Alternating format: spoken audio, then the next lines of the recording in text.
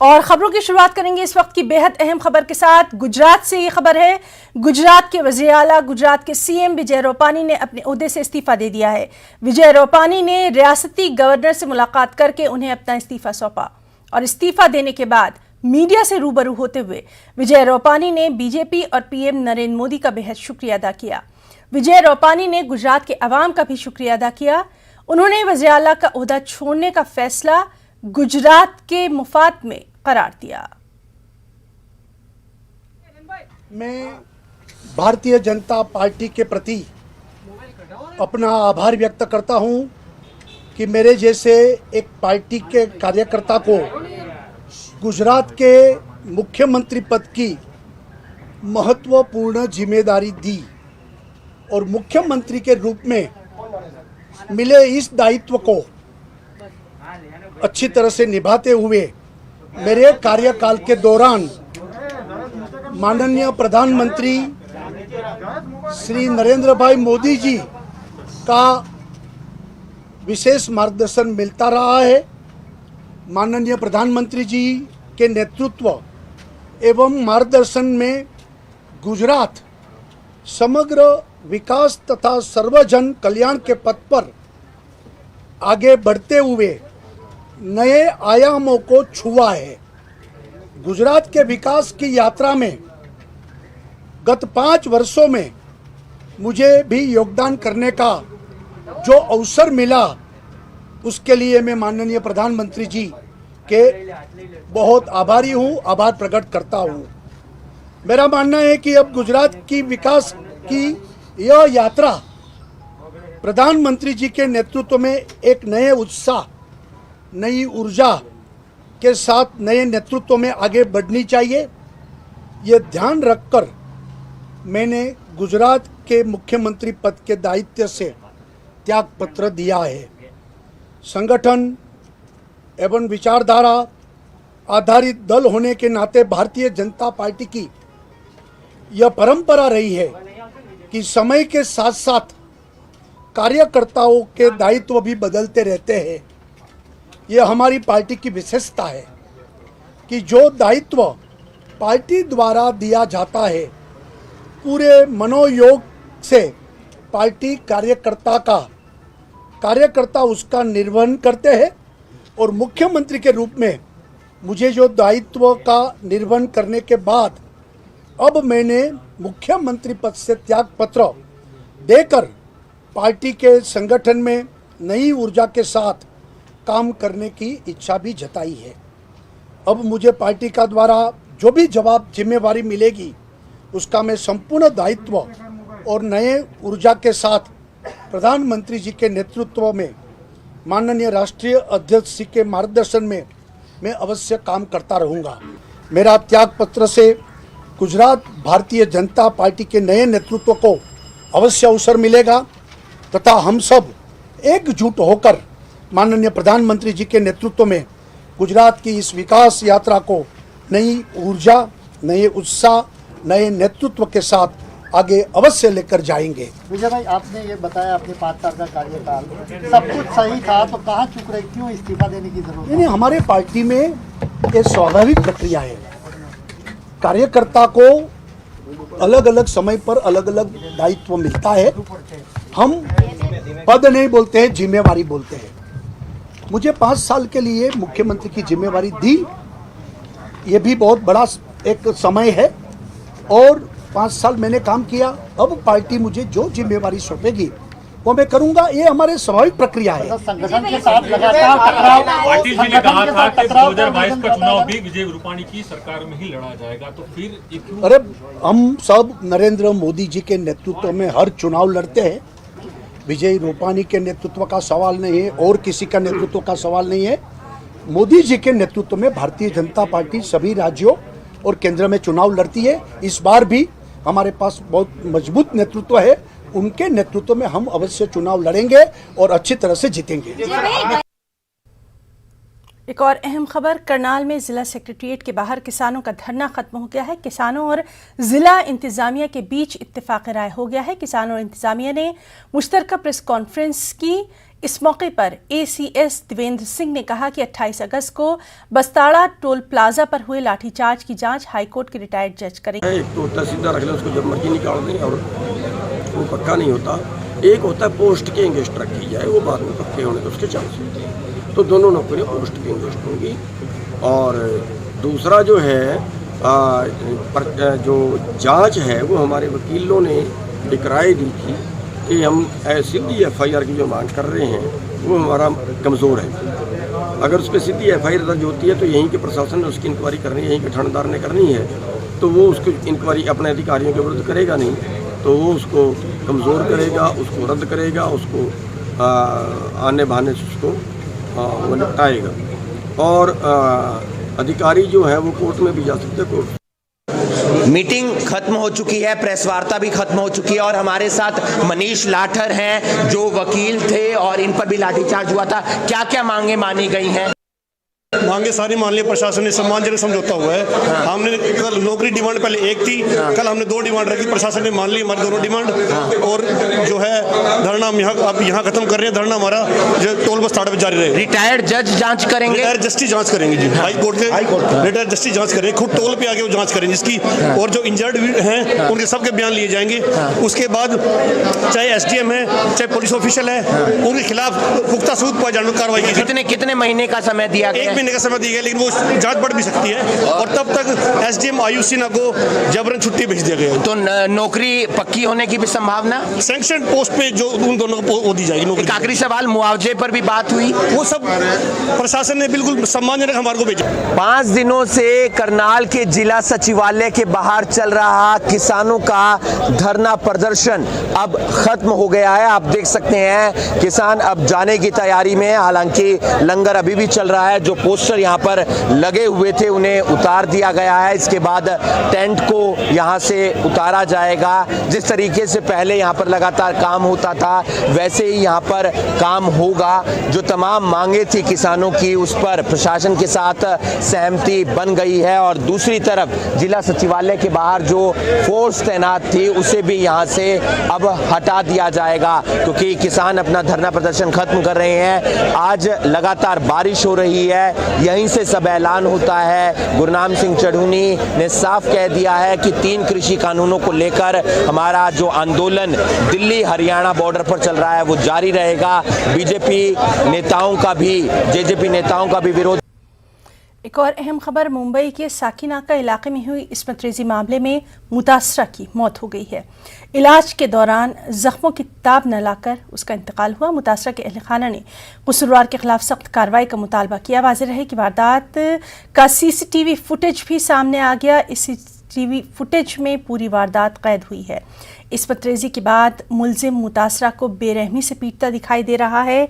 यहाँ तक कि मुतासरा को नीम मुर्दा हालत में ऑटो में रखकर फरार हो जाता है। रात होने की वजह से तस्वीरें थोड़ी धुंधली ज़रूर हैं।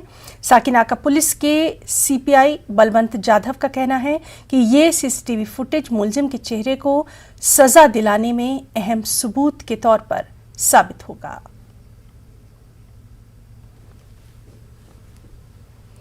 साकिनाका आबरूरेजी मामले में अपोजिशन हुकूमत पर हमलावर दिखाई दे रही है।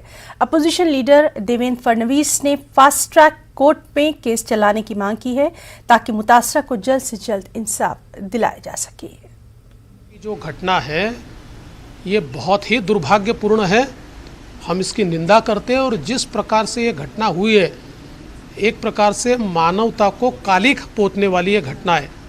दिल्ली की निर्भया की घटना को उसकी जो याद है उसको ताज़ा करने वाली इस प्रकार की ये घटना है।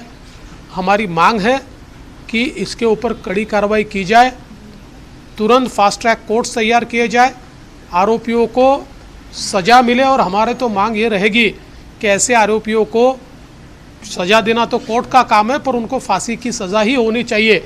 इस प्रकार की हमारी यहाँ पर मांग रहेगी। कुल मिलाकर अगर हम देखें तो पिछले 1 महीने में महाराष्ट्र में बलात्कार, सामूहिक बलात्कार, इसकी घटनाएं बहुत ज़्यादा बढ़ रही है और ये बहुत चिंता की बात है। सरकार ने इसकी ओर ध्यान देना चाहिए, ऐसा हमारा मानना है। और साकिना का आबरूरेज़ी मामले में महाविकास अघाड़ी हुकूमत तनकीदों के घेरे में आ गई है। रियासती वज़ीर नवाब मलिक के मुताबिक हुकूमत इस बात को यकीनी बनाएगी कि केस में चार्जशीट मुकर्ररा वक्त के अंदर दाखिल की जा सके, मामला जल्द मंतकी अंजाम को पहुंचे। इसके लिए केस को फास्ट ट्रैक कोर्ट में चलाया जाएगा। ट्रैक पर यह मामला ले जाए, ये भी प्रयास रहेगा ताकि सजा मिलने के बाद लोगों को डर पैदा हो कि निश्चित रूप से इस दिशा में सरकार कदम उठाएगी। It is very sad the lady is no more and the accused has been arrested. Definitely government will take a step to file charge sheet within the time as soon as possible. The fast track court should be set up and definitely a punishment should be there that people must get some lesson from this punishment. We will try our level best. उधर कौमी ख़वातीन commission की chairperson Rekha Sharma ने भी साकिना का आबरूरेज़ी मामले का खुद नोटिस लिया। उन्होंने कहा कि अगर इस केस में शाम तक कोई पेशरफ्त नहीं होती है तो कमीशन एक टीम मुंबई रवाना करेगा। उन्होंने मुतासरा ख़ानदान की मदद करने की भी यह बात कही। Culprits, the accused, till now only one accused is arrested. We have taken, NCW has taken suo moto, and we are going to, I am going to send a member also if nothing happens till today evening to inquire about the incident and also extend help to the victim's family. Uttar Pradesh में जराइम की वारदातों में लगातार इजाफा ही देखा जा रहा है। अब बस्ती से इसी तरह की एक खबर आई। बस्ती में एक लड़की तशद्दुद का शिकार हुई। घर से तकरीबन 1 किलोमीटर दूर बरहना हालत में ये मिली, बेहोश थी, जिस्म पर चाकू और ब्लेड के शदीद जख्म पाए गए हैं। कप्तानगंज थाने का ये वाकया बताया गया है। जिला अस्पताल में मुतासरा का इलाज जारी है। उठ के सभी 4 बजे बाहर भीतर जाते हैं। हाँ, सोच के फिर भी गए थे तो 10-15 मिनट जब टाइम हो गया तो इनका मैंने गए देखे नहीं कि कहाँ है कहाँ नहीं, ढूंढ रहे थे, नहीं पाए, वापस आ गए तो कोई आदमी टैक्टिक मैंने लेटरिन करने जा रहा था तो जाके देखा कि पानी में मतलब गिरी हुई थी, वैसे पूरा लंबा धरंगा, शरीर में एक कपड़ा भी नहीं था और चाकू मार दिया था इसको। कौन लोग मारे हैं कुछ पता नहीं है कि कौन इनके साथ क्या किया। वक्त एक ब्रेक का।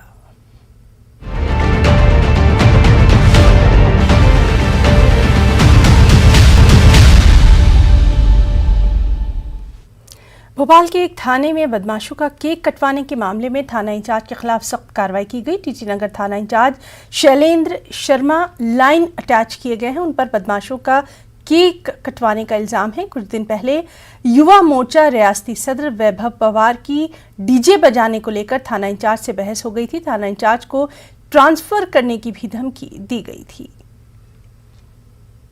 सुधा और सट्टेबाज बदमाशों का केक, जन्मदिन का केक थाने में कटा गया। अब उस पर कार्रवाई करते हुए थाना प्रभारी को सस्पेंड कर दिया गया। अब थाना प्रभारी बेचारे का क्या दोष, वो तो दबाव में था भाजपा नेताओं का, क्योंकि उन्हीं का जन्मदिन का जब डीजे बज रहा था उनने रोकने की कार्रवाई करी तो भाजपा नेताओं ने ट्रांसफर और देख लेने की धमकी दी। अब टीआई बेचारे दबाव में आ गए नौकरी बचाने के लिए, उन्होंने थाने में केक कटा दिया। अब टीआई पे कार्रवाई करी तो करी, लेकिन उन बदमाशों पे क्या कार्रवाई करी? उन बदमाशों को भी जो निगरानी सुना बदमाश है, सट्टेबाजी, उन पे भी तो कार्रवाई होना चाहिए। उनको छोड़ दिया गया क्योंकि भाजपा के पूर्व मंत्रियों का, वर्तमान पदाधिकारियों का संगठन का संरक्षण है और खुलेआम अपराधियों को संरक्षण दे रहे हैं। उनके होर्डिंग पोस्टर और बैनरों पर नजर आते हैं। इसीलिए इतनी हिम्मत हुई कि थाने में उनके जन्मदिन का केक कटा। अब ऐसा लग रहा है कि शीघ्र ही इन बदमाशों का केक वल्लभ भवन में, मंत्रियों के कक्षों में, मुख्यमंत्रियों के कक्षों में भी कहीं कटते हुए दिखाई नहीं दे। ऐसा लग रहा है इस घटना के बाद कि शायद ऐसा ही होगा। जो ये मामला है, ये इसका संज्ञान लिया गया है, इस पे कार्रवाई की जाएगी। सदर जमहूरिया रामनाथ कोविंद इलाहाबाद दौरे पर हैं, जहां वो मुख्तलिफ प्रोग्रामों में शिरकत कर रहे हैं। इसी कड़ी में उन्होंने हाईकोर्ट में मुनक़दा एक तक़रीब में शिरकत की। इस प्रोग्राम में वज़ीर आला योगी आदित्यनाथ भी मौजूद रहे। सदर जमहूरिया ने इलाहाबाद हाईकोर्ट बार एसोसिएशन और रियासती हुकूमत की जानिब से मुश्तरका तौर पर मुनक़दा प्रोग्राम में वकला के चेंबर की इमारत का संग बुनियाद रखा। इस इमारत में वकीलों का चेंबर, लाइब्रेरी और एक ऑडिटोरियम होगा। इसके साथ मल्टी लेवल पार्किंग भी होगी। सदर जमहूरिया झलवा में नेशनल लॉ यूनिवर्सिटी का भी संग बुनियाद रखेंगे। मुझे बताते हुए प्रसन्नता है कि प्रदेश में न्यायालय कक्ष 599 न्यायिक कक्ष वर्तमान में, जिनमें से 311 पूरी तरह तैयार हो चुके हैं, 288 निर्माणाधीन हैं। माननीय न्यायमूर्तियों के आवासीय व्यवस्था के लिए भी प्रदेश सरकार की ओर से 611 ऐसे आवास स्वीकृत किए गए थे, जिनमें 247 बनकर के तैयार हैं और 364 वर्तमान में निर्माणाधीन है। और प्रदेश सरकार ने अधीनस्थ न्यायालयों में डिजिटाइजेशन के लिए लगभग 70 करोड़ रुपए स्वीकृत किए हैं। माननीय उच्च न्यायालय के कंप्यूटर क्रय के लिए 30 करोड़ रुपए, अधीनस्थ न्यायालय में कंप्यूटर क्रय और अनुरक्षण के लिए 20 करोड़ रुपए और न्यायिक अधिकारियों के नवीन लैपटॉप के लिए 18 करोड़ रुपए की राशि इस संबंध में राज्य सरकार ने पहले से स्वीकृत की है। देवी और सज्जनों, इतिहास की दृष्टि से इलाहाबाद हाई कोर्ट भारत में स्थापित किया गया चौथा हाई कोर्ट है। महत्व की दृष्टि से यह हाई कोर्ट देश की सबसे बड़ी आबादी वाले राज्य में न्याय प्रदान करने की जिम्मेदारी निभाता है। न्यायाधीशों की संख्या की दृष्टि से यह देश का सबसे बड़ा हाई कोर्ट है। परंतु इन सभी तथ्यों से एक बात और भी महत्वपूर्ण है कि इलाहाबाद हाई कोर्ट की वह परंपरा जिसमें महामना मदन मोहन मालवीय, मोतीलाल नेहरू, सर तेज बहादुर सप्रू, राजर्षि पुरुषोत्तम दास टंडन और कैलाश नाथ काटजू जैसे प्रखर व राष्ट्रप्रेमी अधिवक्ताओं ने इसी परिसर से भारतीय इतिहास के अनेक गौरवशाली अध्याय लिखे। इस हाई कोर्ट के बार और बेंच के प्रबुद्ध सदस्यों ने समाज और देश को वैचारिक नेतृत्व भी प्रदान किया। मोहम्मद याकूब शेखा को हज कमेटी ऑफ इंडिया का नया चीफ एग्जीक्यूटिव ऑफिसर मुकर्रर किया गया है। मकसूद अहमद खान की मियाद पूरी होने के बाद मरकजी वजारत बराए अक़लियती उमूर ने एक सर्कुलर जारी करते हुए मोहम्मद याकूब शेखा को नया चीफ एग्जीक्यूटिव ऑफिसर मुकर्रर किया। वो जल्दी अपने ओहदे का चार्ज संभालेंगे। मोहम्मद याकूब शेखा फिलवक्त south east central railway Bilaspur Chhattisgarh में डिप्टी FA एंड CAO के ओहदे पर फाइज हैं। Rachakonda police commissioner M Mahesh Bhagwat ने बताया कि केसरा पुलिस ने ब्लैक मनी के एक्सचेंज के नाम पर धोखाधड़ी करने वाले 5 रुकनी गिरोह के लोगों को बेनकाब किया है। पुलिस ने एक खातून समेत 5 अफराद को गिरफ्तार किया। पुलिस ने मुलजिमीन के कब्जे से 1 करोड़ फर्जी करेंसी, 1,30,000 नकद रकम, एक कार को जब्त किया। उन्होंने जानकारी दी कि गिरोह के अरकान नकली नोट बाजार में चलाने की कोशिश कर रहे थे। पुलिस ने कहा कि गिरोह के 5 अरकान का ताल्लुक जिला करीमनगर से है। have detected a racket where people were exchanging dummy notes with the original note in the name of 2000 rupees note will not be there in the market, so that they want to exchange 2000 rupees original note with the other denomination original notes. This gang is into the fake currency business and they are giving the dummy notes. On arrest of the gang, we have recovered more than 1 crore worth dummy notes, and these notes are only for the shooting purpose. It is also mentioned on the top of the note. Along with this 1 crore worth dummy notes of 2000 rupees denomination, our team has seized 1,30,000 rupees cash and one Mahindra Majero car along with the mobile phones of the accused. Out of the 5 accused, number 1 accused, his name is Muhammad Aziz. Ghaziabad थाना कविनगर इलाके में RDC में police ने गैरकानूनी हुक्का बार में छापा मारा। यहां नशे का कारोबार बगैर किसी खौफ के चल रहा था। पुलिस ने मौके से 16 मर्दों और 6 खवातीन को गिरफ्तार किया।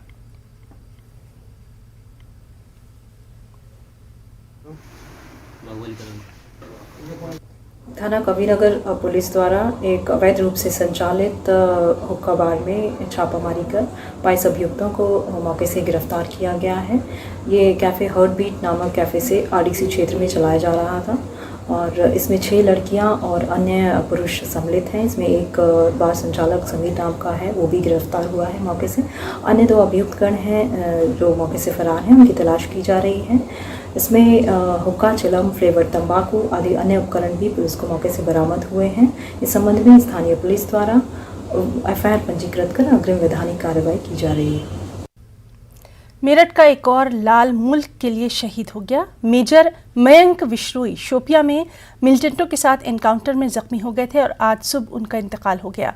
मेजर मयंक विश्नोई कंकरखेड़ा शिवलोकपुरी के बाशिंदे थे। मेजर मयंक विश्नोई जम्मू कश्मीर के शोपिया में 27 अगस्त को मिलिटेंटों के साथ एनकाउंटर में जख्मी हो गए थे। तब से उनका इलाज उधमपुर मिलिट्री अस्पताल में जारी था। रिश्तेदारों के मुताबिक शनिचर की सुबह उनका इंतकाल हुआ।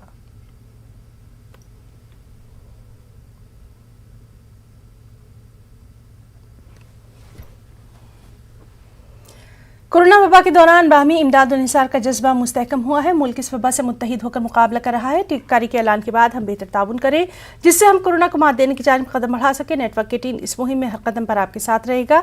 जब तक सभी महफूज नहीं तब तक कोई महफूज नहीं होगा। इस सोच की बुनियाद पर हमारी मुहिम संजीवनी का मकसद ये यकीनी बनाना है कि वैक्सीन पाना सभी हिंदुस्तानियों का हक है।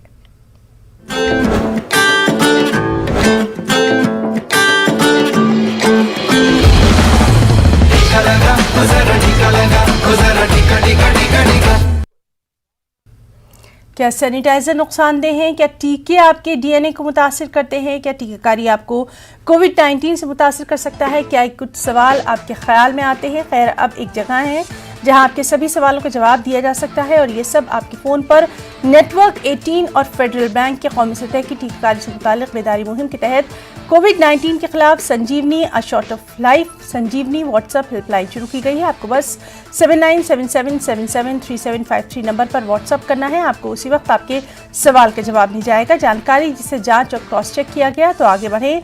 कोविड-19 पर अपने सवालों को व्हाट्सएप करें और अपनी ज़रूरत की सभी जानकारी हासिल करें। नंबर है 7977773753। खबरों में इतना ही। आदाब।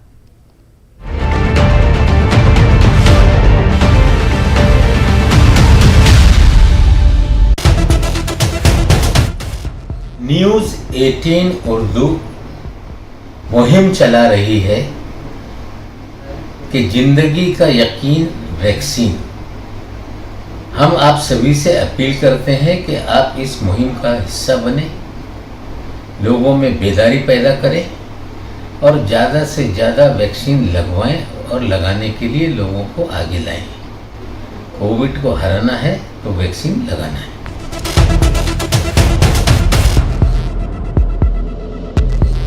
News 18 Network.